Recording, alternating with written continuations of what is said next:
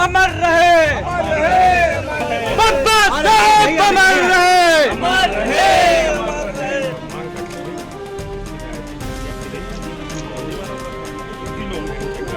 हो गया।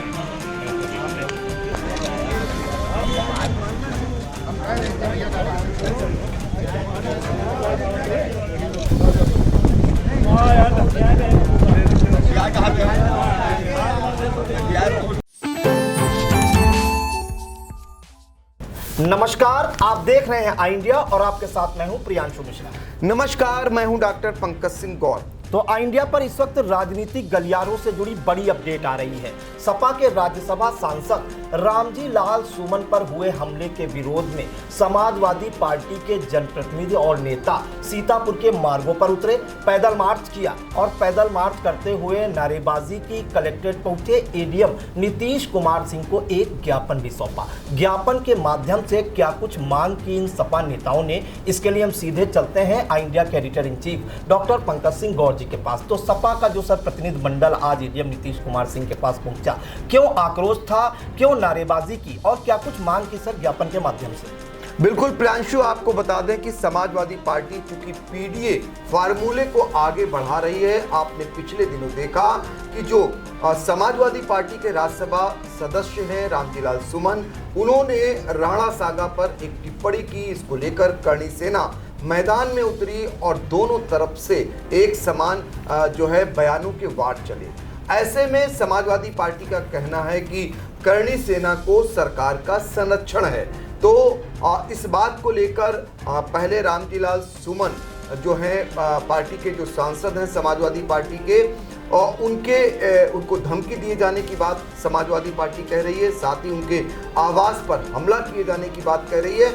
और इसके बाद जब वो बुलंदशहर जा रहे थे, उनकी गाड़ियों का काफिला जा रहा था, तो सबने देखा था किस तरीके से उनकी गाड़ी पर हमला हुआ और करणी सेना ने इस हमले की जिम्मेदारी ली। और इस मामले को लेकर समाजवादी पार्टी बेहद गर्म है और यही कारण है कि इस मामले में कोई कार्रवाई न किए जाने को लेकर इसको सीधे तौर पर दलितों के उत्पीड़न और दलित मामले को लेकर सरकार को घेरती हुई समाजवादी पार्टी नजर आ रही है। आप देख सकते हैं उत्तर प्रदेश की राजधानी लखनऊ से सटे सीतापुर जनपद में सड़कों पर समाजवादी पार्टी के नेता और कार्यकर्ता एकाएक पहुंचते हैं नारेबाजी करते हुए कलेक्ट्रेट परिसर में, और कहीं न कहीं सरकार के विरुद्ध ये नारेबाजी कर रहे हैं। और एक ज्ञापन जो एडीएम है नीतीश कुमार उनको देते हैं, जिसमें पीडीए फार्मूले को आगे बढ़ाया जाता है और दलित उत्पीड़न की बात कही जाती है। साथ ही जो पार्टी के सांसद जिन्होंने बयान दिया था, इस बयान को लेकर बवाल हुआ,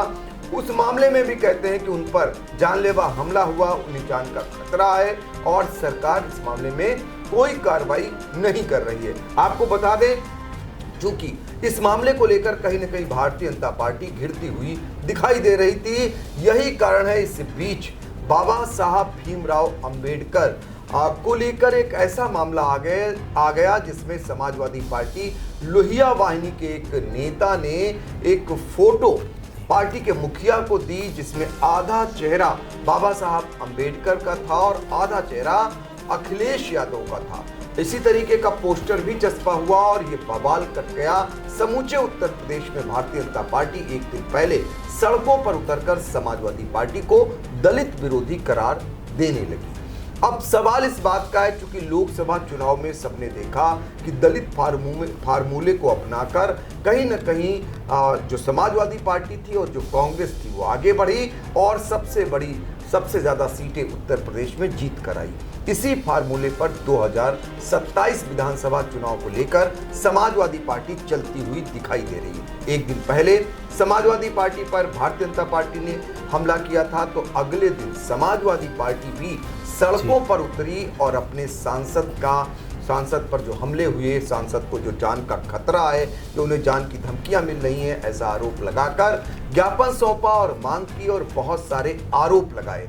तो चलिए हम आपको सुना देते हैं सबसे पहले समाजवादी पार्टी सीतापुर के जो जिला अध्यक्ष हैं छत्रपाल सिंह यादव, उनका क्या कुछ कहना है, जरा सुन लेते हैं। हमारे समाजवादी पार्टी के राष्ट्रीय महासचिव रामलाल जी सुमन जी के पर जो ये विशेष सेना द्वारा जो एक करनी सेना कही जाती कथाकथित, उसके द्वारा जो कातिलाना हमला किया गया है और वो जा रहे थे, उसके बाद टायर फेंके गए उनको काफिले पर, गंभीर चोट लगी लोगों के। और आज ऐसे इसको लेकर हम लोग समाजवादी पार्टी के लोग यहाँ पर माननीय राष्ट्रीय अध्यक्ष जी के निर्देश पर पूरे प्रदेश में जिला मुख्यालयों पर जिलाधिकारी के माध्यम से ये शांतिपूर्वक ज्ञापन दिया जा रहा है।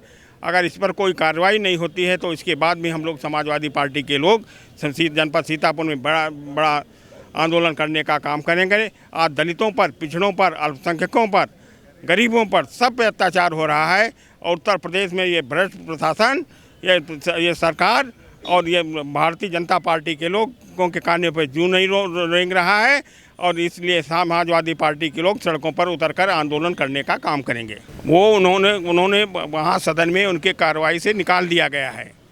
अब ये करनी सेना क्या कहती है, क्या नहीं करती, क्या करती है, ये उसका निर्णय है। तो समाजवादी पार्टी के जिला अध्यक्ष को आपने सुना। अब हम आपको धौरहरा से समाजवादी पार्टी के सांसद आनंद भदौरिया ने इस दौरान क्या कुछ आरोप लगाए सरकार पर, उनका क्या कुछ कहना था, उसे भी सुनाते हैं। समाजवादी पार्टी के राष्ट्रीय अध्यक्ष आदरणीय अखिलेश यादव जी के निर्देश पर आज पूरे उत्तर प्रदेश के अंदर समाजवादी पार्टी जिला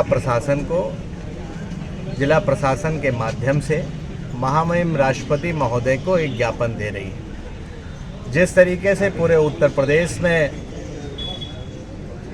पिछड़े, दलित, अल्पसंख्यक, दबे कुचले, पिछड़े, शोषित, आधी आबादी, समाजवादी अगड़े, आदिवासी और महिलाओं पर जिस तरह उत्पीड़न हो रहा है और ख़ासकर उत्तर प्रदेश के अंदर एक तथाकथित सेना के द्वारा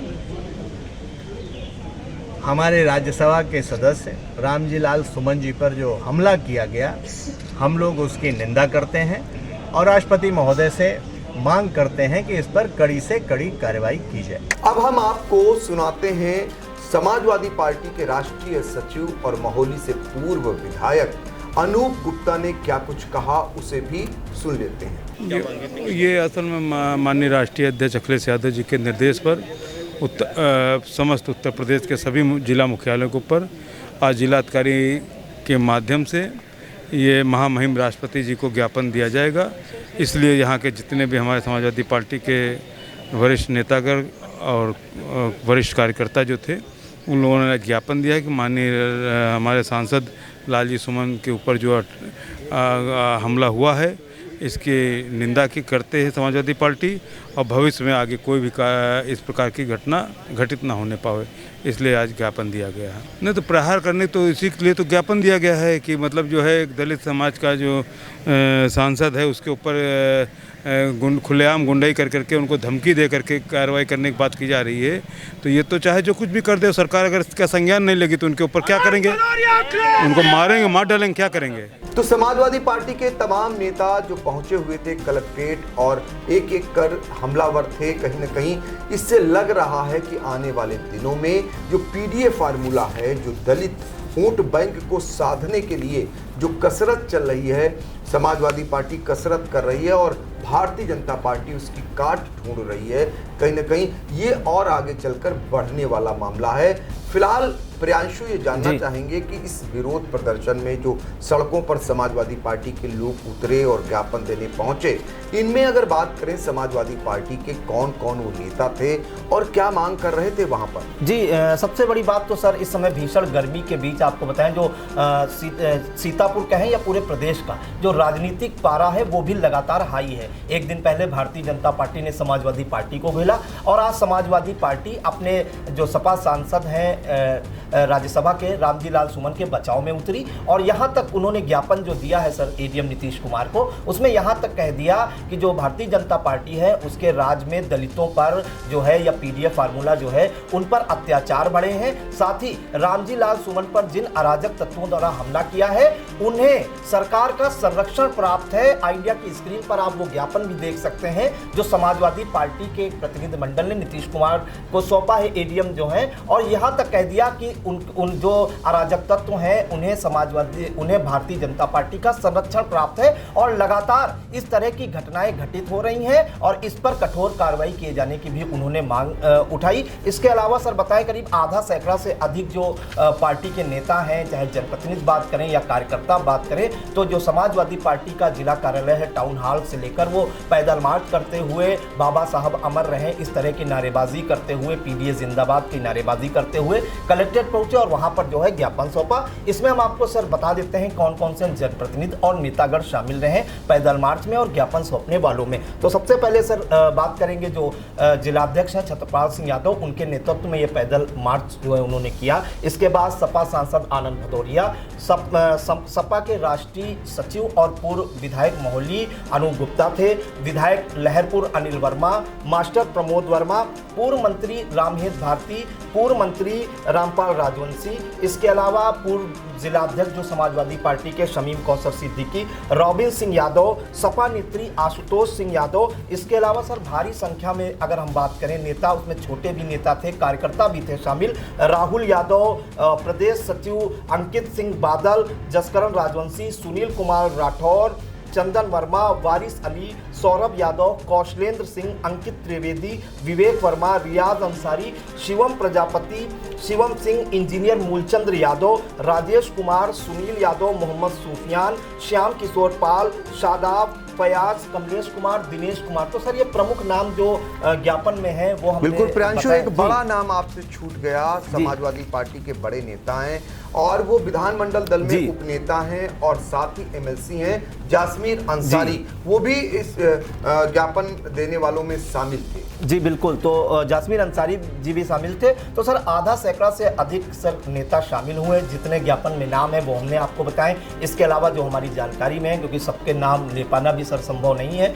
तो प्रमुख रूप से अगर देखा जाए तो समाजवादी पार्टी के सभी बड़े नेता आज सीतापुर के मार्गों पर उतरे, नारेबाजी की और एडीएम नीतीश कुमार को ज्ञापन भी सौंपा और भारतीय जनता पार्टी पर कई आरोप भी लगाए कि अत्याचार बढ़ रहे हैं दलितों पर इस सरकार में। फिलहाल आगे क्या कुछ निकलकर सामने आएगा, राजनीतिक गलियारों में क्या कुछ हलचल होती है, वो भी आई इंडिया दर्शकों तक जरूर पहुंचाएगा। हमें दीजिए इजाजत, नमस्कार। नमस्कार। बहुत अच्छा लगा आई इंडिया के इस कवि सम्मेलन में, और मैं समझता हूं कि इस अंचल में, सीतापुर और हेमपुर के अंचल में इतना बड़ा कवि सम्मेलन आई इंडिया ने किया है और 30 वर्षों की जो साधना है, तपस्या है पंकज जी की, भूपेंद्र जी की और पूरी टीम की और आई इंडिया टीम की, तो मैं उन्हें बहुत बहुत शुभकामनाएं देता हूं कि ऐसी पत्रकारिता जो अपना 30 साल पूरा होने का जश्न मना रही है, मैं समझता हूं कि ये सेंचुरी बनाए और 100 साल होने का भी जश्न मनाए। आई इंडिया को प्रेम करने वाले लोग हैं और मैंने रास्ते में लोगों से चर्चा की कि कैसा चैनल है, आप देखते हैं कि नहीं, तो उन्होंने कहा कि घर घर आई इंडिया ही है। बहुत बहुत शुभकामनाएं।